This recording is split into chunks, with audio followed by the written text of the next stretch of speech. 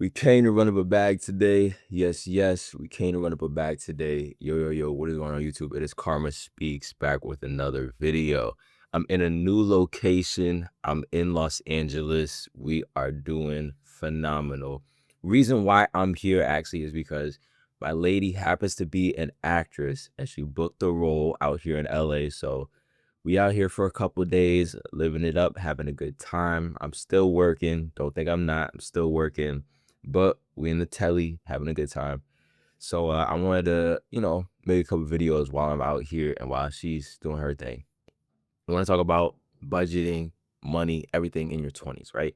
Because this month specifically has been a lot. I'm talking about November. Right now is December 1. So November has been a lot because it was my lady's birthday, which I had to spend a bag on. It was this trip, which I had to spend a bag on for the flights and this and that. And then on top of that, I had to invest. I had to make sure that I put my money up to go to my investments, right? So holiday season is always tough for everybody, but it really exposed my mindset, my outlook on my future, my investments, my this, my that, right? And how I approach it as a 22-year-old who ran up 75K in savings this year alone in the past 11 months, right? That's not saying how much I made. This is just saying how much I saved. So I'm going to tell you this. In your 20s, you have the most leverage out of any group of people. Most leverage out of any group of people because you have time. Right? You have the ability, if you're able to run up a bag in your 20s, right? Like maximize your income producing, I guess, skills, assets, and just your career path. You have more leverage than an 80-year-old making 500K a year or a 50-year-old making 500K a year. You have the most leverage. If you're able to make 250 a year now versus them making 500 a year at 60, you're winning. You're in the best position. I'm going to tell you why. So with investing, there's a common rule or a common, known fact that time in the market beats timing the market. Just putting time into backing your investments will make you better off than anybody else that tries to save their way to riches or success, or that is old and making money and starting to invest. Like your time is way more valuable than anybody else's because you have such a long time horizon, right? If you start at 20 and you invest 5K a month from 20 all the way to 65, you're going to be probably a deca millionaire by that time. You're probably 100% you're going to be a deca millionaire by that time. If you're 50 and you invest 5K a month for the next, let's just say 15 years, you might have $1 million. But that's not really that's doing something, which is great, but it's like it's not as much leverage as if you're 20 years old doing it, because that same amount of time, right? So from 20 to 35, you save a million. S&P 500 gives an average return of 10% every single year. That million is going to kick back $100,000 every single year. Every single year. I mean, obviously, it's going to fluctuate. Some years it's going to be 20%. Some years you might go down 30%. Who knows what's going to happen?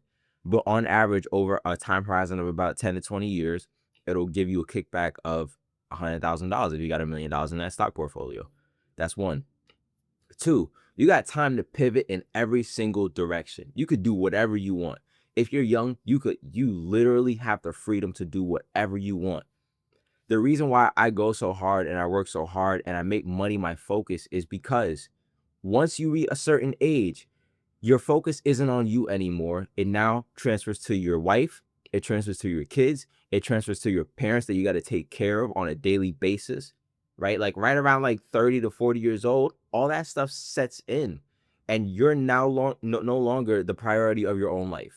Not going to lie, right? Even looking at my parents, even though there are some things that I might complain about my childhood or whatever, a lot of the focus, in particular from my mother, was on us. And now she becomes a second priority to her own life, right? Same thing could be said for my father too, but a lot, I visually see it more with my mother, right? And it's, she's also a woman, so like you would expect a man to just like whatever, right? But for a woman, she literally put her kids first. And so as a person that would like to be a very present father in my kids' lives, I know that I'm going to be second place. I'm number 2 to my kids. Probably number 2 to my wife, but for the most part, like, I really see me being number 2 to my kids. And at that point, I can't take risks like I could take now. I can't just up and leave and go to Los Angeles just because I feel like it. Sure, I could, but like, I have to be considerate of other people at that point in time. I can't just do this and do that.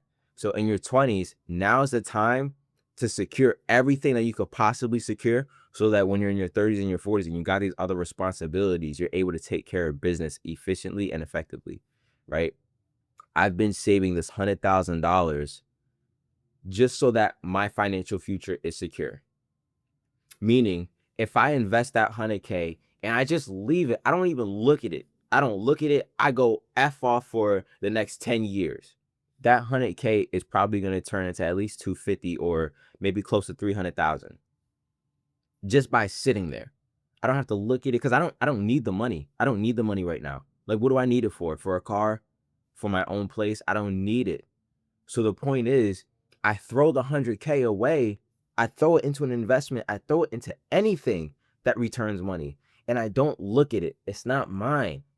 It's not mine. The 100K is just to set up my future so that if I F up, if I mess up, if I don't handle business, if I'm 30 years old and I failed at whatever project that I was working on, if I decided to be a real estate investor and maybe I effed up the bag, guess what? I got 250 in the bank based off that compound interest. 250 in the bank that I could restart, or I could at least give myself a little bit of leeway. Maybe I want to buy a little house in cash just because I'm like, you know what, I'm done. Let me just buy something in cash, and then let me just, make sure that I make enough to feed my family and pay these property taxes. Because there are still places in the country where you could still buy a house for 250. It's not like everywhere is 400, 500, 600, $800,000. Like, there's still places where you could buy a house for $400,000 or for $250,000. I seen it with my eyes, right? I was just looking in Philly, even though Philly is a little bit of a shithole, I was still looking. And so my point is, in your 20s, from the age of, I'll even say, I'll say 20 to 30, you should only be focused on the money, on the money, right? You should forget. I mean, I'm not gonna say forget being a wagey, but if you're gonna be a wagey, you gotta have an immense amount of leverage, or you gotta be in a field where you could run it up. You gotta be in finance in New York City, where you're making $250,000 within 3 years. You gotta be running a business where you're making 100K. Like, for me, this is my first year making 6 figures, but it's my second year of business, and hopefully next year I'm able to reach 150 to 200. I mean, I'm on track to do 150 for next year, but hopefully it'll be closer to like 150 to 250. Really, that's my goal, is to make $250,000 in a year. That's part of why I started this YouTube channel. I want another income stream to help me along that way so that I could set up my financial future and my future in general. Now, going back to this month's spending and expenditures, right? Because I had my lady's birthday, got this trip, got the Ubers, all that kind of stuff. My personal bills, all it's expensive. It's a lot of money. But I worked my ass off. I made sure to like set everything up for success so that when I take these trips and when I do this, all this stuff, I'm still setting my future self up for success. So I'm gonna tell you this. I worked the entire month on pretty much every single day outside of the one day that I didn't work for my lady's birthday. And then yesterday on my trip over here, I didn't work. I'm getting back to work now where I'm, editing and everything like that. But pretty much I worked every other day outside of those days. Now, I invested $8,000 into my taxable brokerage account. Still haven't contributed to my Roth IRA, but I invested $8,000 into my taxable brokerage account, and then everything else went to the bills. Everything else went to so about like $3,000 or so went to bills, and $8,000 went to taxable brokerage account. You see how I paid myself first? I am my number one priority. Going back to the other thing, I can't do that when I'm 30. I can't be number one when I'm 30 or when I'm 40 years old, especially if I'm going to have a family when I'm younger. right? I'm not gonna wait until I'm 40. Like if I had my parents had my brother at 24, I think. So imagine having a young family and now like you're completely taken away from the priority. I wouldn't be able to invest 8K a month. I invested $9,700 last month, or 94. I invested $9,400 last month, and I invested $8,000 this month. So you see the difference. You see how I'm working hard. I'm putting everything into running up the bag, and on top of that, I'm protecting my bag. I'm creating an investment and protecting my investment, and that's the only way it should be. Especially if you're a guy and you're in your 20s, you shouldn't have it any other way. How many people want to be financially secure to where they don't even care if they get the job or they don't care if they lose the job? The previous jobs that I've had in the past, I would try to, just do a good job and do this and that. And like, yeah, I would get physically upset when I didn't do a good job because I'm like, oh, I don't want to lose it and this and that. For $500 a week. For $500 a week. Mind you, I'm 18 at the time, so it's cool for 18. $500 a week is cool for 18. $700 a week is cool for 18. But now at this point in my life and at this point in my career, I've tasted $3,000 in a week, which I'm not saying is like phenomenal. But what I'm saying is that for a 21, 22-year-old to make 3 grand in a week and come out at the end with 12 grand in a month, that would have bought everything that I ever needed for an entire year. It used to take me an entire year. It took me my last year, in my first year of business and starting this business, it took me basically 6 to 7 months to save up $7,000, which I used to purchase a car and then continually fix it up and insure it myself and pay $400 in insurance every single month, which was tight for me, but it forced me to make more money. But the point of it is that at this current point, with almost 80K in the bank that I saved in one fiscal year and 11 months, I get to sit back and just go like, you know what? I don't really fuck with that client. I think I'm just not going to take the job. Or I'm going to throw out a number out there so that it's a win-win for me. It's like, I don't want to do the job, but if I get $5,000 for it, I'll do it because it's $5,000. Feel me? And that's the approach and mindset that I've taken on. And it hasn't impacted my business to where I'm losing clients or none. I'm making the most money that I've made, even having that mindset of like, you know what, I don't want to take this job just because working with this person is more of a hassle than it has to be or than I want it to be. So I'm just gonna decline it, or I'm just gonna give a inflated price because to work with you is an inconvenience to me. And it's gonna cost more to work with me. Because what I have to offer is valuable in the spaces that I'm in. Feel me? And if you don't, you will once you start to run it up and once you have a bag to actually go along with it. Because having the mindset between not having anything and having a little change in your pocket are vastly different. Way different. Way different.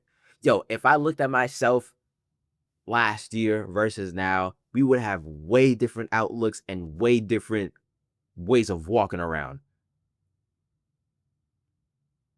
For real. Like just the way I feel and I walk around now, knowing I got crazy savings, I got a beautiful stock portfolio, and I got income. I feel good and I feel secure. And I know I'm good for the next 3 years because my bills are so low.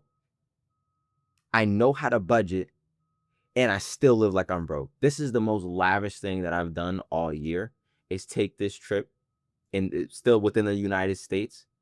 But every single day, I'm still pulling up to Dollar Tree, getting ramen. I'm still getting my beef patties from Dollar Tree. I'm still budgeting. I'm still trying to figure out new hacks to lower my car insurance. I'm doing defensive driving classes or whatever just to lower my car insurance.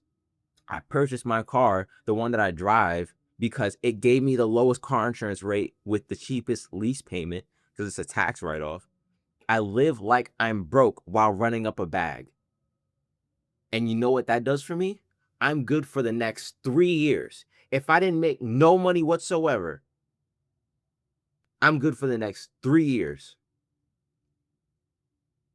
So in your 20s, I'm not saying you have to do this, but for me, it gives me such comfort knowing not only am I running up a bag and making sure or setting myself up for financial success in my future, I also know that I have enough just in a savings account to take care of me for the next 3 years. Right? I don't have to, I ain't gotta work. I don't have to if I don't want to. Or I can start a new business and then just try to figure out how to do that because I don't like this one. I do like this one. So I'm gonna keep continuing to do this and keep running up a bag with this. But if I didn't have the bandwidth to keep working, or if I didn't have the bandwidth to this or that, then I could just halt everything, start a new business, figure it out over the next 3 years, and I'll be good. What would you do if you had $100,000 in the bank or between bank account and investments? What would you do? And I'm very eager to ask other 20-something-year-olds this question where it's like, if you had what I had, or if you had what some of these other kids had, right? Because some of these other kids have a lot of money at younger ages. If you were 20 and you had $250,000 in the bank, what would you do with it? Would you be buying a new car? Would you be going to steak dinners every day? Would you be taking these girls out and stuff? Would you be doing this and that? Would you be trying to like show that you got motion, show that you got money? Is that what you would be doing? I really do question it because I know damn sure I wouldn't. I'm not. I don't have that much money, and I'm still not. I'm not eager to show people that I got something. Right? I tell the numbers because I think that transparency, financial transparency, especially amongst young people trying to build something, is the most important thing. Just last week, or earlier just last week was Thanksgiving, and one of my uncles said some shit like, uh, you could tell people what you do, but don't tell them how much you make or some shit like that. That's for broke people. I'm not even gonna lie to you. That's for, and I'm not saying like, what you make or your net worth, because who really gives a fuck? That only affects people that are looking for something from you. If somebody, nobody's looking for nothing from me. If I told somebody I got $100,000 in the bank, who's gonna ask me for anything? And you want to know why nobody's gonna ask me for anything? Because I don't give shit. I don't. I've always been like that my entire life. That's always been my personality. And my father's gonna watch this and he's gonna be like, yeah, nobody asks him for shit because one, he don't fuck with nobody, he don't talk to nobody, and two, he just doesn't give shit. I don't give shit out. Like every once in a while, I'll find a reason to donate a little something here or there. But when people ask me for money, they already know either I'm gonna say no or I'm gonna, give an attitude towards it, and they're just like, I'd rather not. And that's how I want it. The only reason somebody like that would say some shit like that, one is because they've been indoctrinated into this thing where it's just like, oh, what does hide? That's the thing. Those type of people are afraid to be compared to because they know that they're not in the best position. They're in such a mediocre spot. You feel weird when you're in a mediocre spot. When I was making $500 a week, I didn't really tell people how much I made, right? Like sometimes, but like nothing crazy because there's nothing special about it. You're not special. You're mediocre is the point. You're mediocre is the point. And I understand why it's like, don't tell that because you're mediocre, right? But when you're actually exceptional, you're going to tell every fucking body. And nobody's gonna come after you. Nobody's looking for handouts or whatever. Nothing's gonna happen. Like there are certain things that might happen where it's like people might look at you a little differently. So they might treat, like for me, I've been testing this experiment out of wearing nice clothes, like quarter zips, the whole quarter zip trend with a tie and everything like that. I've been wearing a little bit of that, and then I wear regular hoodies and sweats and this and that. And I've been trying to see how people react to it. Some people, like different people react differently. Some people, when they see me with a quarter zip on, they feel like I'm elevating in life, and now they feel like I'm no longer a charity case that, they're here to actually help me with, that they're here to help me out. And then some people are like more receptive to it because I'm black, and it's like, oh, I feel more comfortable around this guy. He's dressed nice and he presents himself well, and he speaks, he articulates his words, and he speaks like he comes from money. Because I did go to private school for a little minute when I was, a kid. And so I've been testing out just the difference, I guess, theory between the two, and you just move accordingly. Sometimes you wear the QZ, sometimes you wear the sweats. You got to lean into where you make the most money, because that's what it's all about. These people are not your friends. Your coworkers are not your friend. The world, something that I've really come to realize, that I really, started to lean into these past couple of weeks, which I've leaned into this whole entire year, because previously last year, I was so eager to make every client my friend and give them deals and give them discounts and do this and do that. And this year I made a point to not do that, which I ran up a bag. Obviously, I ran up a bag. So it made more sense to just not make him my friend and not give him discounts. I would make more money if I did that. And that's what I did. And so alongside that, I kind of lost my train of thought, but like, you move accordingly to where you're going to make the most money. If playing the underdog, you ain't really got it like that, is going to make you more money, do that. And if playing the quarter zip black guy with the nice beard and this and that helps you and allows you to run up a bigger bag, do that. Lean into which one makes you a bigger bag. And that's what I've done, because we're here for the bag. We're not here for anything else. That's where I was going with that.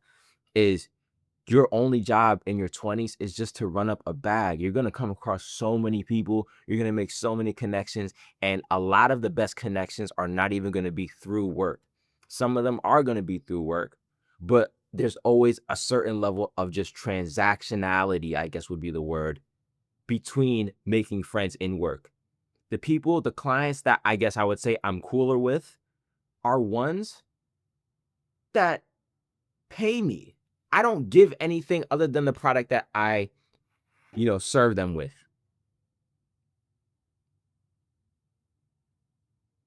All right, cool. My lady made it to her acting thing. All right, cool. But what's it called? Yeah, everything is just transactional with clients and with work. When you're at a job, when you're a wagey and you work at a job, everything is, I only see you at work and nothing else outside of that, unless you got a sneaky link. That's the only that happy hour, and then that's it. Y'all aren't really friends. But now you pseudo feel like they're your friends because you spend most of your time there. And that's the thing that you got to get outside of when you're running up a bag, either at a job or in a business, is that these aren't actually your friends. If you were in trouble, you wouldn't be able to call them for help.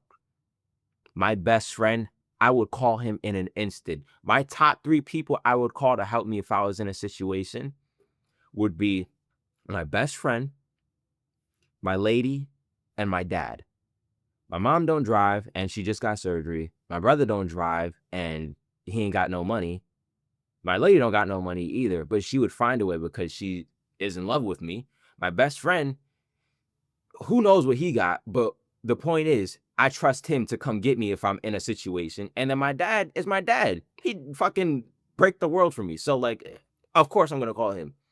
So the point being, those are the 3 people that I could depend on getting me in any situation possible. Even if I'm stranded, who knows fucking where. My clients, not so much. If I called one of them at 12 at night, at 1 a.m., yo, I'm in trouble, I need somebody to get me, or I need like a couple bucks to get home, or I need somebody to call me an Uber, none of them are helping. There's one that happens to be a family friend that likes to give out money that might help me, but ain't nobody else gonna help me. And that made me realize none of these niggas are my friend. Pardon my tongue. And you gotta treat business like a cold stone world. Like nobody cares about you. You hee hee ha ha in person, but you run up a bag in silence. You don't let them know what you're working on, meaning like you don't let them know that I'm only here laughing with you because I see an opportunity to take me to the next level. And that's the mindset you have to have throughout all of your 20s. All of it. I'm not even halfway through yet, but I already know with what I've seen this year, this has been my best year in life. The happiest I've been, the richest I've been. I'm not rich yet, but the richest I've been, the best feeling I've been. I've invested my money. I've made my money. I've taken care of myself. I've taken care of my mom. My mom feels secure enough to where it's like, you know what? Like, Niles got it. I got it. Like, come on, like shit. I'm gonna ask him to do it. He got money. He can take care of it. Being able to do shit for the people that have done shit for you feels so amazing. My mother raised me and did as good of a job as she could to raise a nice young man. And all I want to do is just give back to her. Because it is hard for women, especially when you're a single mother. It's hard, bro. Because there's a different, like, it's different between a father and sons versus a mother and sons, because she has to still instill like men type values that may or may not be natural to her, right? My dad, he'll make fun of me and like, well, you gay or something like that. Like if I'm, being a crybaby, he would go like, oh, you're gonna go to crybaby town. And my mom, she's also kind of hardcore. Like she's not gonna like make fun of me, but she might, try to whoop my ass as a kid or whatever it is. And so that might not be her first inclination, is to, you know, she might want to coddle me and shit first. And so now she has to do the opposite because she wants to raise her son a certain way to be tough, to be ready for the world. And there are so many other examples outside of that that I commend my mother for. And that's why I want to just give back to her as much as I can. If I gave her a credit card so that she could spend whatever she wants to spend. That's one thing. I bought her a new phone, so that she's up to date with everybody and she's able to just like whip that bitch out and, not feel away. Got that for her. And then hopefully by the time I'm ready to move out, my goal is just to drop a bag on her, give her $10,000 to $15,000, and then let her be good. Let her feel comfortable. That's 20 are a special period of time where it's like nothing, the most potential in your entire life. And as soon as you realize it and you make sure that you're pouring into that potential as much as possible with nothing left on the table, you become so blissful. I feel so happy, not because of the money, just because I stuck to the fucking plan. I worked my ass off and I stuck to the program. I said I wanted something. I achieved it. I beat it out. I beat out everything. At the beginning of the year, I wanted to make $60,000. Completely crushed that. At the beginning of the year, I wanted to save like 25K. Realistically, I wanted to save 40K by 2026 May. I saved 40K by June of this year. I remember I think I hit like 25K in May. So I think probably like by July, I hit about like 40K. Because I completely crushed that goal. So I made more money than I thought I was going to make. I saved more money than I thought I was going to save. I grew my business faster than I thought I was going to grow it. And I stayed down.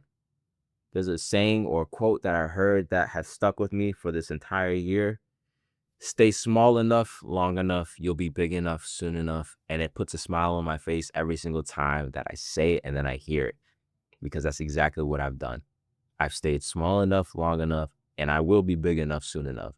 And the same thing applies to you.